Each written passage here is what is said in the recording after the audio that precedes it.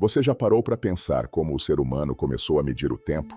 Quem decidiu que um dia é um dia, que um mês é um mês, que um ano é um ano? Será que isso sempre foi assim? Ou será que a forma como contamos o tempo hoje é o resultado de um longo processo histórico? A verdade é que, desde os povos mais antigos, o ser humano sempre observou a natureza. O nascer e o pôr do sol marcavam os dias. As fases da lua marcavam os meses. E as estações do ano guiavam a agricultura, a sobrevivência e a vida. Foi assim que surgiu a ideia de tempo organizado. Não como algo místico, mas como uma necessidade prática. O tempo precisava ser contado para plantar, colher, administrar, registrar acontecimentos e preservar a memória histórica. Ao longo da história, os povos passaram a contar o tempo de formas diferentes. Alguns contavam os anos com base em eventos importantes. Outros contavam a partir do reinado de um rei. Outros ainda ligavam a contagem às estações e às colheitas. Isso aparece claramente nos textos antigos, inclusive na Bíblia, quando lemos expressões como no segundo ano do reinado de, no terceiro ano depois de tal acontecimento. A contagem do tempo sempre esteve presente. Ela era funcional, administrativa e histórica. A própria Bíblia reforça essa ideia quando diz: ensina-nos a contar os nossos dias, para que alcancemos coração sábio. O foco está em contar, em usar bem o tempo, em viver com sabedoria.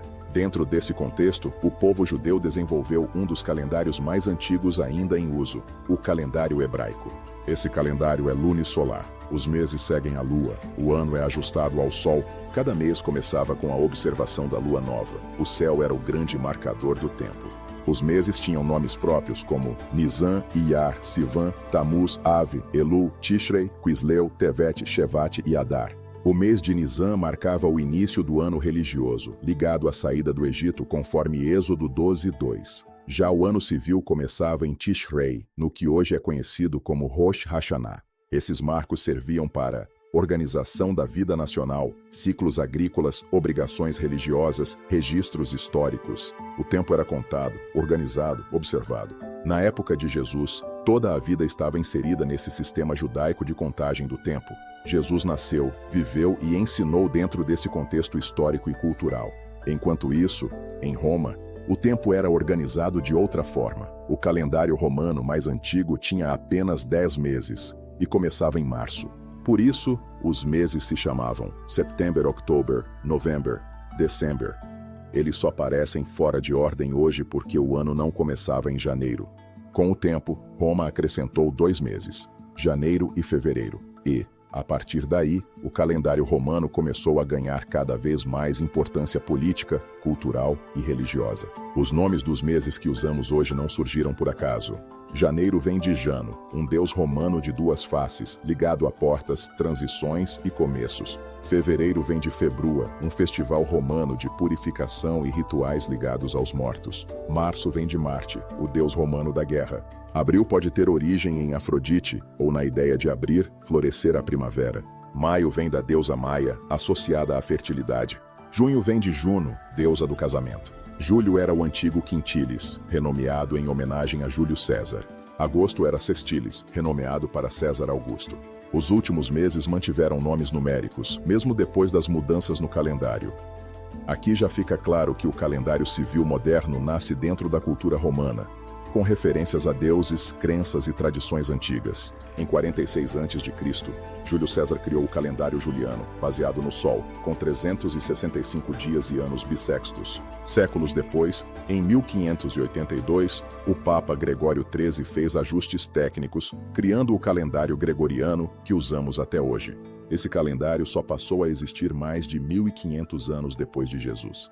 Com o passar do tempo, além da contagem, começaram a surgir significados simbólicos ligados às datas. Festas relacionadas a solstícios, colheitas, ciclos solares, divindades da natureza, foram sendo encaixadas no calendário ao longo da história. Mais tarde, muitas dessas datas foram reinterpretadas culturalmente, mas não surgiram a partir de ensinamentos bíblicos. O calendário moderno acabou se tornando um grande mosaico histórico, misturando ciência, política, cultura e religião.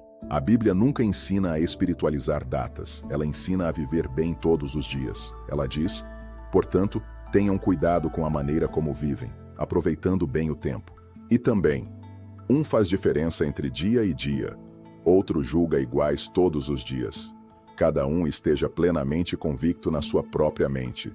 Ou seja, a Bíblia respeita a consciência, não impõe celebrações, não transforma datas em mandamentos. E aqui é importante deixar algo muito claro. Isso não é julgamento, não é ataque a quem comemora, e não é tentativa de impor escolhas. Cada pessoa age conforme a própria consciência. Cada um decide o que faz com base no que entende e acredita.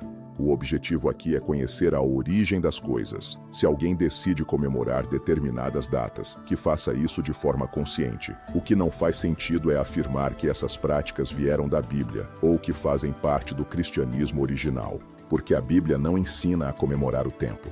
Ela ensina a viver corretamente no tempo. Conhecer a história não obriga ninguém a nada, mas permite escolher com liberdade.